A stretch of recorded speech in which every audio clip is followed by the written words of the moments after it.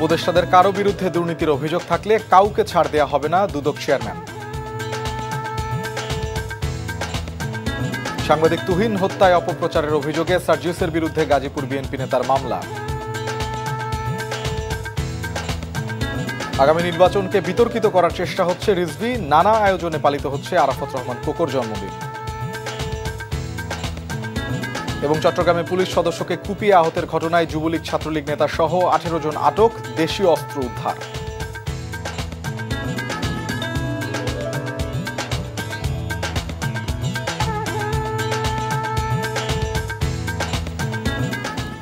আসসালামু আলাইকুম, মোর্শেদ শোভন স্বাগত জানাচ্ছি এনটিভির দেশের খবরে। ক্রাউন 7 শিরোনাম দেখছিলেন, এবারে পুরো খবর। দুর্নীতি দমন কমিশনের চেয়ারম্যান আব্দুল মোমেন বলেছেন, প্রধান উপদেষ্টা দুর্নীতি বিরোধী মানুষ। উপদেষ্টা পরিষদের কারো বিরুদ্ধে দুর্নীতির অভিযোগ থাকলে সেক্ষেত্রে কাউকে ছাড় দেয়া হবে না। সকালে রংপুর জেলা ও বিভাগীয় কার্যালয়ের ভিত্তিপ্রস্তরে স্থাপন শেষে এ কথা জানান তিনি।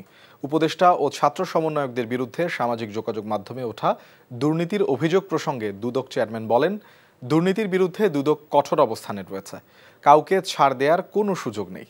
তিনি আরও জানান, সাবেক প্রধানমন্ত্রী শেখ হাসিনার বিরুদ্ধে দুদকে বেশ কিছু মামলা তদন্তাধীন, দ্রুত এসব মামলা দৃশ্যমান হবে। পরে জেলা প্রশাসক কার্যালয়ে বিভাগীয় সরকারি কর্মকর্তাদের সাথে মতবিনিময়কালে দুদক চেয়ারম্যান বলেন, 5ই আগস্টের পর অনেক ভুয়া সমন্বয়ক দেখা দিয়েছিল, কারো বিরুদ্ধে অভিযোগ পেলেই তদন্ত করে ব্যবস্থা নেবে দুদক।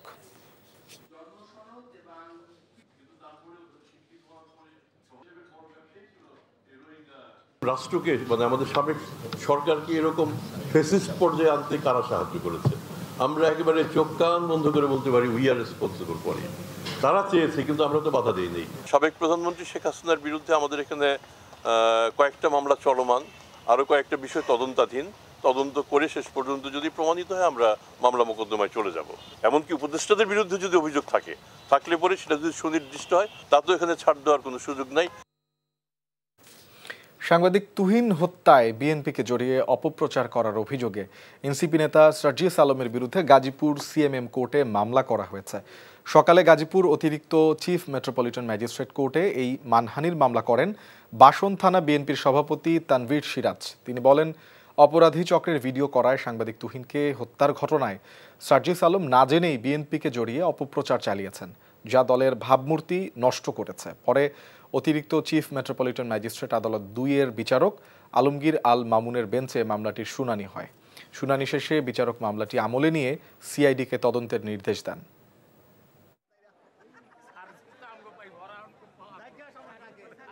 এনসিপির একজন নেতা, সে উত্তরাঞ্চলের মুখ্য সংগঠক সার্জিস আলম, তার এই যে উগ্র আচরণ এবং কথাবার্তা, এটা দিয়ে সারা দেশে বিএনপির ভাবমূর্তি নষ্ট হয়েছে, যার কারণে বিএনপির সারা দেশের কোটি কোটি নেতা কর্মীরা আহত হয়েছে এবং সাধারণ মানুষের মনে প্রশ্নের উদ্রেক করেছে। এটা দিয়ে জাতীয়ভাবে একটা অসন্তোষ সৃষ্টির প্রচেষ্টা চালানো হয়েছে। এই সকল কারণে আমরা তার শাস্তি দাবি করেছি। রাজনৈতিক দলগুলো সুষ্ঠু নির্বাচনের ব্যাপারে সরকার ও ইসিকে যদি সহযোগিতা না করে, তাহলে আগামী জাতীয় নির্বাচন অনিশ্চিত বলে মন্তব্য করেছেন বিএনপির স্থায়ী কমিটির সদস্য গয়েশ্বর চন্দ্র রায়। অন্যদিকে বিএনপির সিনিয়র যুগ্ম মহাসচিব রুহুল কবির রিজভী বলেছেন, জাতীয়তাবাদী শক্তিকে আক্রমণ করে নির্বাচনকে বিতর্কিত করার চেষ্টা করা হচ্ছে। রাজধানীতে আলাদা অনুষ্ঠানে এসব কথা বলেন তারা। আরাফাত ইসলামের রিপোর্ট। নয়াপল্টনে বিএনপির কেন্দ্রীয় কার্যালয়ে জাতীয়তাবাদী মৎস্যজীবী দলের সাবেক আহ্বায়ক রফিকুল ইসলাম মাহতাবের মৃত্যুবার্ষিকী উপলক্ষে মিলাদ ও দোয়া মাহফিলের আয়োজন করা হয়। অনুষ্ঠানে গয়েশ্বর চন্দ্র রায় বলেন, জনগণের জন্য কল্যাণকর সকল সংস্কারে বিএনপি প্রতিজ্ঞাবদ্ধ। আগামী নির্বাচন নিয়ে শঙ্কার কথাও জানান তিনি। নির্বাচনে যারা অংশগ্রহণ করবে, যে সকল রাজনৈতিক দল, তারা যদি একটি সুষ্ঠু অবাধ নির্বাচনের ব্যাপারে মনোযোগী না হয়, ওই নির্বাচন কমিশন এবং সরকারকে সহযোগিতা না করে, তাহলে আমি বলবো নির্বাচন অনিশ্চিত। দলের স্থায়ী কমিটির আরেক সদস্য ডক্টর এজেড-এম জাহিদ হোসেন নির্বাচন বানচালের ষড়যন্ত্র রুখে দিতে নেতাকর্মীদের সজাগ থাকার আহ্বান জানান। আগামী যে ভোট যুদ্ধ হবে, সেই যুদ্ধকে যাতে আমরা সঠিকভাবে কেউ যাতে বানচাল করতে না পারে, সেই ষড়যন্ত্রের দিকে খেয়াল রেখে জনগণকে ঐক্যবদ্ধ করে আগামী জাতীয় নির্বাচন যাতে সঠিক সময়ে ফেব্রুয়ারির মধ্যভাগের আগেই যাতে হয়। এদিকে বিএনপি চেয়ারপারসন বেগম খালেদা জিয়ার ছোট ছেলে আরাফাত রহমান কোকর জন্মবার্ষিকী উপলক্ষে বনানী কবরস্থানে নেতাকর্মীদের নিয়ে শ্রদ্ধা নিবেদন করেন রুহুল কবির রিজভী। বলেন, পুরো জাতি যখন একটি অবাধ ও সুষ্ঠু নির্বাচনের জন্য অপেক্ষা করছে, তখন নির্বাচন বানচালের চেষ্টা করা হচ্ছে।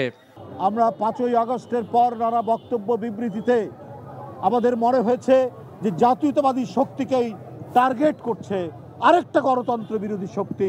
তারা নানাভাবে নানা কায়দায় তারা চাচ্ছেন যে সামনের যে নির্বাচন, সেই নির্বাচনকে বিতর্কিত করার জন্য। আরাফাত ইসলাম, এনটিভি নিউজ, ঢাকা। নানা আয়োজনে পালিত হচ্ছে বিএনপি চেয়ারপারসন বেগম খালেদা জিয়ার কনিষ্ঠ পুত্র আরাফাত রহমান কোকর 56তম জন্মবার্ষিকী। এ উপলক্ষে বগুড়া সহ বিভিন্ন জেলায় নানা কর্মসূচি পালিত হচ্ছে। দুপুরে গাবতলী উপজেলার বাগবাড়ি জিয়াবাড়িতে বিএনপি চেয়ারপারসনের উপদেষ্টা হেলালুজ্জামান তালুকদার লালুর সভাপতিত্বে আলোচনা সভা, দোয়া মাহফিল, বিভিন্ন ধর্মীয় প্রতিষ্ঠানে আর্থিক অনুদান, এতিমদের মাঝে খাবার বিতরণ ও আলোচনা সভা করা হয়। এ সময় উপস্থিত ছিলেন জেলা বিএনপির সভাপতি রেজাউল করিম বাদশাহ ও ভারপ্রাপ্ত সাধারণ সম্পাদক মোশাররফ হোসেন সহ স্থানীয় বিএনপির সকল পর্যায়ের নেতৃবৃন্দ। এ সময় আরাফাত রহমান কোকর রুহের মাগফিরাত কামনা করে এবং জিয়া পরিবারের সকলের দীর্ঘায়ু কামনা করে দোয়া করা হয়। এছাড়াও দিনটি উপলক্ষে গোপালগঞ্জ সহ বিভিন্ন জেলায় দোয়া মাহফিল সহ নানা কর্মসূচি পালন করা হয়। জুলাই আগস্ট গণঅভ্যুত্থানে রাজধানীর চানখারপুলে 6 শিক্ষার্থীকে হত্যার ঘটনায় মানবতা বিরোধী অপরাধের মামলায় আজ 2 জন সাক্ষ্য দিয়েছেন। এদিকে সাবেক প্রধানমন্ত্রী শেখ হাসিনার পক্ষে আইনজীবী হিসেবে নিয়োগ পেতে ZI খান পান্নার আবেদন গ্রহণ করেনি বিচারপতি গোলাম মর্তুজা মজুমদারের নেতৃত্বাধীন 3 সদস্যের আন্তর্জাতিক অপরাধ ট্রাইব্যুনাল। রিপোর্টে আরও জানাচ্ছেন হাসান জাবেদ। আন্তর্জাতিক অপরাধ ট্রাইব্যুনালে মামলার শুনানি শুরুর আগে আইনজীবী ZI খান পান্নার পক্ষে একটি আবেদন উপস্থাপন করেন নাজনীন নাহার। ওই আবেদনে শেখ হাসিনার পক্ষে মামলা পরিচালনা করতে আইনজীবী হিসেবে নিয়োগ চান ZI খান পান্না। কিন্তু ট্রাইব্যুনাল জানায় ইতোমধ্যে শেখ হাসিনার পক্ষে রাষ্ট্র আইনজীবী নিয়োগ দিয়েছে, তাই এখন এই আবেদন নেয়ার সুযোগ নেই। যেহেতু একজন আইনজীবী অলরেডি নিয়োগ হয়ে গেছে, এখন আর এটা সম্ভব না। কোর্ট যদি ওনাকে ডিফেন্স লয়ার হিসেবে নিয়োগ নাও দেন সাবেক মাননীয় প্রধানমন্ত্রীর জন্য, ওনাকে যেন অ্যাসিস্ট করার জন্য একটি অনুমতি দেয়া হয়। কোর্ট বলেছেন যে না, এটা সম্ভব না। এদিকে জুলাই আন্দোলনের সময় 5 আগস্ট রাজধানীর চানখারপুলে শাহরিয়ার খান আনাস সহ 6 শিক্ষার্থীকে হত্যার মামলায় ট্রাইব্যুনালে 2 জন সাক্ষ্য দিয়েছেন। যদিও এদিন নিহত আনাসের মায়ের সাক্ষ্য দেওয়ার কথা ছিল, কিন্তু তিনি অসুস্থ থাকায় আসতে পারেননি। সোমবার এই মামলায় আনাসের বাবা শাহরিয়ার প্রথম সাক্ষী হিসেবে সাক্ষ্য দেন। সাক্ষী আঞ্জুয়ারা ইয়াসমিন, তিনি ঘটনার প্রত্যক্ষদর্শী। তিনি একটা ভিডিও ধারণ করেছিলেন। তিনি একজন কলেজের সহযোগী অধ্যাপক। তিনি তার বক্তব্য প্রদান করেছেন। আসামি পক্ষ থেকে তাকে জেরা করা হয়েছে। উনি বলেছেন কোমলমতি শিক্ষার্থী এবং ছাত্র আন্দোলনকারী তাদেরকে যারা হত্যা করেছে, হত্যার নির্দেশ দিয়েছে তাদের এবং আহত করেছে তাদের উনি বিচার চান। এর আগে 2013 সালে মতিঝিলের শাপলা চত্বরে হেফাজতে ইসলামের সমাবেশে হত্যাকাণ্ডের ঘটনায় তদন্ত প্রতিবেদন জমা দিতে তদন্ত সংস্থাকে 12 নভেম্বর পর্যন্ত সময় দেয় ট্রাইব্যুনাল। আর জুলাই আন্দোলনে সাভারে আসাবুল ইয়ামিন সহ 22 জনকে হত্যার ঘটনায় তদন্ত প্রতিবেদন জমা দিতে 14 সেপ্টেম্বর পর্যন্ত সময় মঞ্জুর করে আন্তর্জাতিক অপরাধ tribunal. Hasan Javed, NTV news, Dhaka. Chittagong বন্দর এলাকায় ছাত্রলীগের মিছিলের সময় পুলিশের এক সদস্যকে কুপিয়ে জখমের ঘটনায় যুবলীগ ও ছাত্রলীগের নেতাকর্মী সন্দেহে 18 জনকে আটক করেছে পুলিশ। পুলিশ জানায়, গত রাতে সল্ট গোলা এলাকায় ছাত্রলীগ একটি ঝটিকা মিছিল বের করে। খবর পেয়ে তাদের ধরতে অভিযান চালায় পুলিশ। এক পর্যায়ে ঈশান মিস্ত্রির ঘাট এলাকায় সন্ত্রাসী শাকিল পুলিশের এসআইকে ছুরিকাঘাত করে পালিয়ে যায়। আহত এসআইকে দ্রুত চট্টগ্রাম মেডিকেল কলেজ হাসপাতালে ভর্তি করা হয়েছে। পরে রাতভর অভিযান চালিয়ে 18 যুবলীগ ও ছাত্রলীগের নেতাকর্মী সন্দেহে গ্রেফতার করা হয়। পুলিশ তাদের কাছ থেকে অস্ত্র উদ্ধার করে। সিএমসির উপকমিশনার আমিরুল ইসলাম জানান, শিগগিরই মূল আসামিকে গ্রেফতার করা হবে।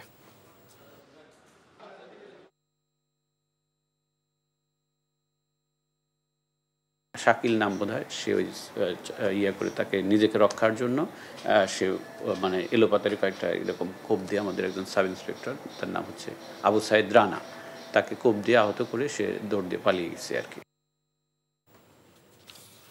মাইলস্টোন ট্র্যাজেডির সুষ্ঠু তদন্ত এবং সারা দেশে কোচিং ব্যবসা বন্ধ সহ 9 দফা দাবি জানিয়েছেন বিমান দুর্ঘটনায় নিহত ও আহতদের পরিবারের সদস্যরা।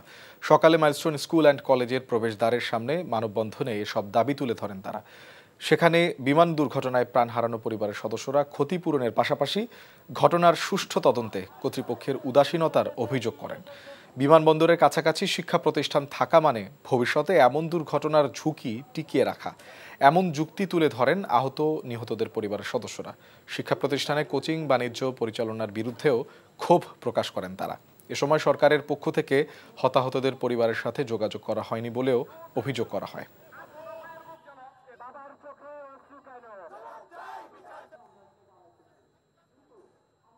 আমরা কেন দাঁড়িয়েছি এটা বুঝতে হবে, যেন আমাদের মতো কোনো বাবা মার বুক যেন আর ভবিষ্যতে খালি না হয়। যদি এখানে স্কুল থাকে তাহলে রানওয়ে থাকবে না। এতগুলা বাচ্চা চলে গেল গা, আপনারা এটা নিয়ে আমাদের পাশে থাকতেছেন না, মুখে বললেন তো আসি আমরা, কিন্তু বাস্তবে তো কোনো দেখতেছেন না। 20 দিন পর দেখে তারপরে আমাদের সাথে মিটিং করে। কি মিটিং করে জানেন আপনারা? সে তার স্কুল বাঁচানোর জন্য মিটিং করে। নাটোর শহরের প্রধান সড়ক প্রশস্তকরণ প্রকল্পের মেয়াদ শেষ হয়েছে 2022 সালে, কিন্তু শেষ হয়নি কাজ, দেয়া হয়ে গেছে বিল। ফ্যাসিস্ট সরকারের পতনের পর সপরিবারে আত্মগোপনে চলে গেছেন ঠিকাদার, তাই সড়ক বিভাগের উদ্যোগে চলছে মুখ রক্ষার কাজ। নাটোর থেকে হালিম খানের পাঠানো রিপোর্ট। যানজট নিরসন ও শহরের সৌন্দর্য বৃদ্ধির লক্ষ্যে 2018 সালে 53 কোটি টাকা ব্যয়ে নাটোর শহরের বনবেলঘরিয়া বাইপাস থেকে বড় হরিশপুর বাইপাস পর্যন্ত সড়ক প্রশস্তকরণ কাজ শুরু হয়। পরে বরাদ্দ বাড়িয়ে 80 কোটি টাকা করা হয়। শুরু থেকেই সড়কটি নির্মাণে নানা অনিয়মের অভিযোগ ওঠে। দফায় দফায় মেয়াদ বাড়ানো হয়, কিন্তু শহরের আলাইপুর ও নিমতলা এলাকায় ড্রেন না বানিয়েই বিল তুলে নেয় ঠিকাদার। এখন মানহীন সড়কের বিভিন্ন স্থানে তৈরি হয়েছে খানাখন্দ। বিশেষ করে বড় হরিশপুর বাইপাসের অবস্থা সবচেয়ে করুণ। আপনি গাড়ি যখন চড়ে এখন বিল্ডিংগুলো কাঁপে ওঠে। রাস্তার সমস্যার জন্য আমরা তো খুব কষ্ট হচ্ছে গাড়ি চালাতে, গাড়ি ঘোড়া নষ্ট হচ্ছে, প্যাসেঞ্জার উঠলে বিভিন্ন ধরনের কথাবার্তা বলে। সঠিক তদন্ত সাপেক্ষে দুর্নীতিবাজদের ধরার জন্য আমাদের সবারই আবেদন। সড়ক বিভাগ বলছে বেশি সমস্যাপূর্ণ স্থানগুলো নতুন করে মেরামতের জন্য প্রকল্প হাতে নেওয়া হচ্ছে, আর অভিযোগগুলো খতিয়ে দেখা হচ্ছে। হরিশপুর বাইপাসও আমরা এই ধরনের ঢালাই রাস্তা করে দিব। আশা করি সেক্ষেত্রে এইখানেও মানুষের জন্মদুর্ভোগ হ্রাস পাবে। এছাড়া চলমান কাজগুলো আমাদের সবসময় তদারকির ভিতরে আছে। কোনো গাফিলতি এবং বিলম্বে কাজ সমাপ্তকরণের জন্য ঠিকাদারের বিরুদ্ধে আমরা বিধি মোতাবেক জরিমানা আরোপ করব। এলাকাবাসীর দাবি, সমস্যা সমাধানে দ্রুত কার্যকর ব্যবস্থা গ্রহণ করবে কর্তৃপক্ষ। NTV news desk. নেদারল্যান্ডসের উপরাষ্ট্রদূত থিউস ওডোস্ট্রা বাঘেরহাটের রামপালের একটি গ্রাম পরিদর্শন করেছেন।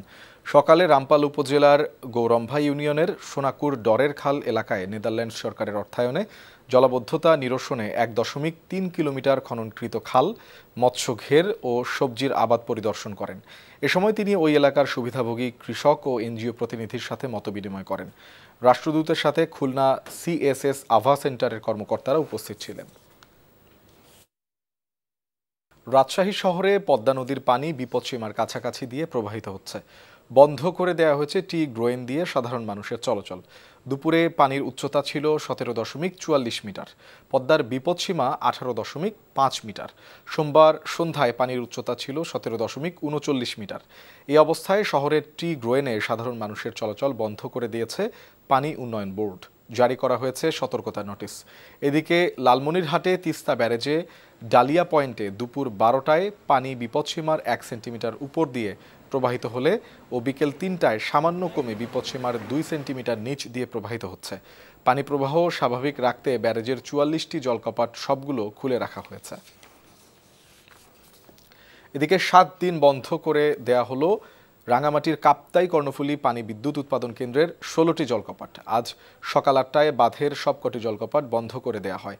বিদ্যুৎ কেন্দ্রের ব্যবস্থাপক প্রকৌশলী মাহমুদ হাসান বলেন, কাপ্তাই হ্রদের পানি বিপদসীমার নিচে নেমে আসায় পানি বিদ্যুৎ কেন্দ্রের সবকটি জলকপাট বন্ধ করে দেওয়া হয়েছে। এর আগে গত সোমবার মধ্যরাতে পানি বিপদসীমা অতিক্রম করায় বাঁধের 16টি গেট খুলে দেওয়া হয়। চট্টগ্রামের বাঁশখালীতে ফিশিং বোটে নিষিদ্ধ ট্রলিং সরঞ্জাম স্থাপনের অভিযোগে এক ভারতীয় নাগরিক সহ 4 জনকে আটক করেছে যৌথ বাহিনী। কোস্টগার্ড জানায়, গোপন সংবাদের ভিত্তিতে বাঁশখালী থানাধীন শেখেরখিল এলাকায় একটি গোডাউনে ফিশিং বোটের নিষিদ্ধ আর্টিসনাল ট্রলিং সরঞ্জাম তৈরির কাজ চলছে। এই তথ্যের ভিত্তিতে রাতে কোস্টগার্ড ও সেনাবাহিনীর সমন্বয়ে উক্ত এলাকায় যৌথ বাহিনী অভিযান চালায়। একটি গোডাউনে তল্লাশি চালিয়ে প্রায় 25 লাখ টাকা সমমূল্যের 7টি অবৈধ ট্রলিং জাল, মাদক ও নগদ টাকাসহ 3 জন বাংলাদেশি কারিগর এবং নিষিদ্ধ ট্রলিং সরঞ্জাম স্থাপনের মূল হোতা একজন ভারতীয় নাগরিককে আটক করা হয়। কুষ্টিয়ায় বাংলাদেশ কারিগরি বৃত্তিমূলক শিক্ষা এবং প্রশিক্ষণের সুফল সম্পর্কে সচেতনতা বৃদ্ধি ও ভর্তির প্রচারণা বিষয়ক সেমিনার অনুষ্ঠিত হয়। সকালে জেলা শিল্পকলা একাডেমিতে বাংলাদেশ কারিগরি শিক্ষা বোর্ডে আয়োজিত সেমিনারে প্রধান অতিথি হিসেবে উপস্থিত ছিলেন শিক্ষা মন্ত্রণালয়ের কারিগর ও মাদ্রাসা শিক্ষা বোর্ডের সচিব ডক্টর খ ম কবিরুল ইসলাম। দিনব্যাপী সেমিনারে খুলনা বিভাগের 10 জেলার কারিগরি মাদ্রাসা সহ বিভিন্ন শিক্ষা প্রতিষ্ঠানের প্রধানগণ অংশ নেয়। খবর শেষ করছি, যাবার আগে ক্রাউন সিমেন্ট শিরোনামগুলো আরেকবার।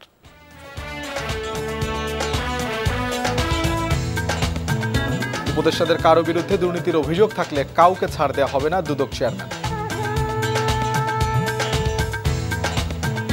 সাংবাদিক তুহিন হত্যায় অপপ্রচারের অভিযোগে সার্জিসের বিরুদ্ধে গাজীপুর বিএনপি নেতার মামলা। আগামী নির্বাচনকে বিতর্কিত করার চেষ্টা হচ্ছে রিজভী, নানা আয়োজনে পালিত হচ্ছে আরাফাত রহমান কোকোর জন্মদিন। এবং চট্টগ্রামে পুলিশ সদস্যকে কুপিয়ে আহতের ঘটনায় যুবলীগ ছাত্রলীগ নেতা সহ 18 জন আটক, দেশীয় অস্ত্র উদ্ধার। এই ছিল দেশের খবরে। এই খবরের ভিডিও সহ আপডেট জানতে ভিজিট করুন এনটিভি অনলাইন www.ntvbd.com। এছাড়াও এনটিভির জনপ্রিয় সব অনুষ্ঠান ও খবরের আপডেট জানতে ভিজিট করুন আমাদের ইউটিউব ও ভেরিফাইড ফেসবুক পেজ। 6টা ইভিনিং নিউজ দেখার আমন্ত্রণ রইল। ধন্যবাদ সবাইকে।